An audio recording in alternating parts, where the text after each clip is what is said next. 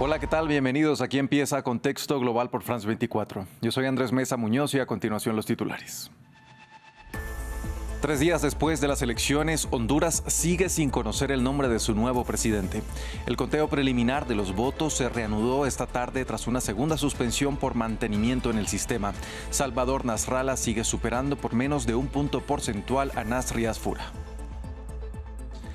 Aterrizó en Venezuela el vuelo de repatriación proveniente de Estados Unidos con 266 migrantes a bordo y otro desde Ciudad de México con 304 repatriados. Se trata de los 2 primeros vuelos de este tipo que llegan a territorio venezolano en medio de las tensiones por el espacio aéreo con Washington. Los candidatos a la presidencia de Chile sostuvieron un intenso debate esta mañana de cara a los comicios del 14 de diciembre. La izquierdista Janet Jara y el ultraderechista José Antonio Kast discutieron sobre migración, economía y gobernabilidad en el penúltimo cara a cara antes del balotaje.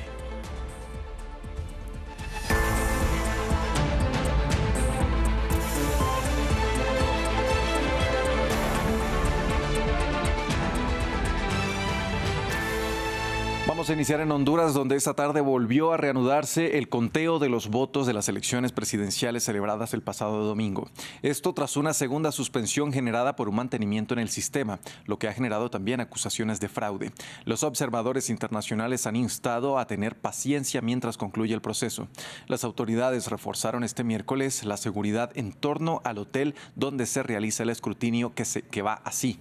Con el 79.97% de las actas, Salvador Nasrallah sigue aventajando con el 40.24% a Nasri Asfura, quien tiene el 39.68%.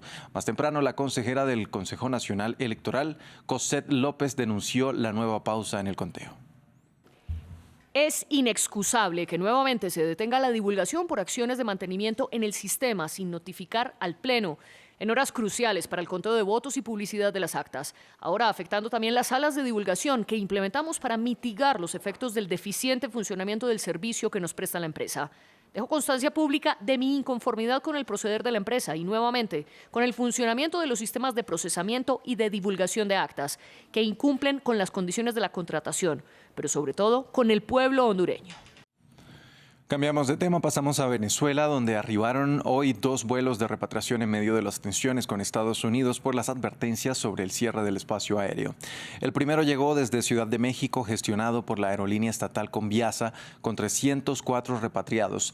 El segundo estaba operado por la estadounidense Eastern Airlines y en él arribaron 266 migrantes. El canciller venezolano Iván Gil recibió personalmente a sus connacionales y dijo que esta es una demostración de que Venezuela está más firme que nunca. Lo solicitó al presidente Nicolás Maduro. El presidente Nicolás Maduro de manera inmediata autorizó, porque ellos habían suspendido de manera verbal la ejecución de estos vuelos, pero hace un par de días lo solicitaron nuevamente y el presidente sin dilaciones aprobó para que retornaran felices a la patria. A 11 días de la definición de las presidenciales en Chile, la oficialista Janet Jara y el ultraderechista José Antonio Kast cruzaron el último o el penúltimo debate. Ambos candidatos elevaron el tono de la discusión y se centraron en temas como la inmigración y el gasto público. Las últimas encuestas fueron publicadas el domingo y aunque estas marcan un alto número de indecisos, postulan a Kast como un claro ganador. Tenemos más detalles a continuación en el informe de Daci Lanza. Nuevo cara a cara entre Jara y Kast. A medida que se acerca el balotaje del 14 de diciembre, los candidatos parecen elevar el tono. Así se vio en el penúltimo debate antes de los comicios. Jara, que representa a una coalición de partidos de izquierda y centro, asoció a Kast con el golpe de Estado en Chile. Creo que aquí los únicos que han hecho un golpe de Estado en nuestro país son precisamente los sectores civiles y militares ligados a la derecha, no precisamente los sectores ligados a la izquierda, aunque traten de instalarlo.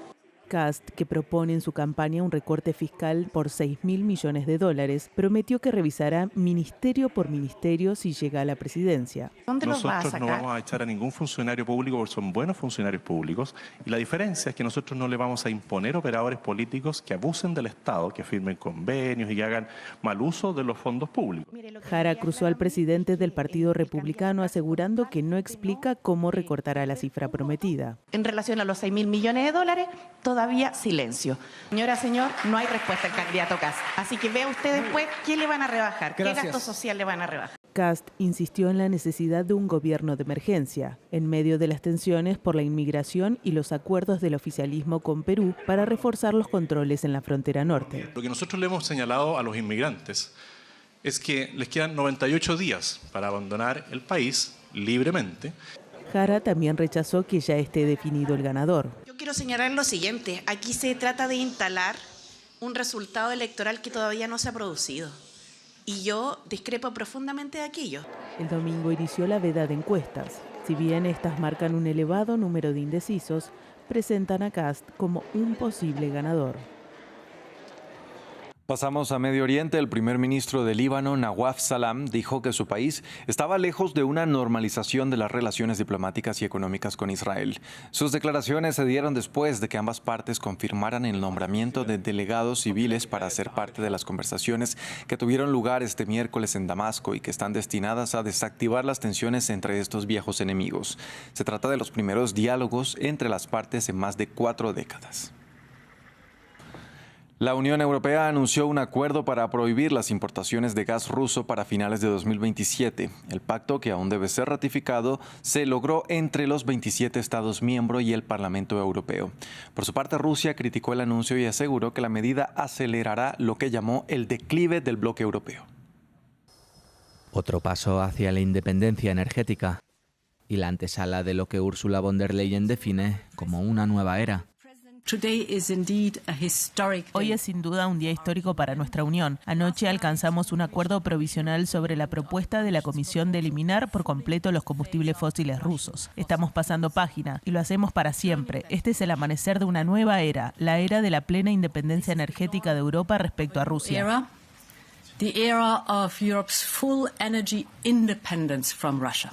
Escenario que comenzó a pavimentarse cuando los primeros misiles caían sobre Kiev. Europa entendió en marzo de 2022 que cualquier transacción con Moscú era un arma arrojadiza. Por ello, la Declaración de Versalles sentó las bases de una transición energética que hoy parece querer materializarse. La hoja de ruta incluye gastar menos energía, diversificar proveedores o producir energías renovables. Y gracias a ello, la declaración de intenciones se ha vuelto notable sobre el terreno. En cuanto a los proveedores que deben suplir un volumen de gas notorio, se encuentra Noruega, siempre en cabeza. Estados Unidos, por su parte, adelantó al Kremlin con la nueva situación y se convierte en el segundo mayor importador. Algeria aumentó sus importaciones a la Unión Europea en 2 puntos, mientras Qatar también salió beneficiada.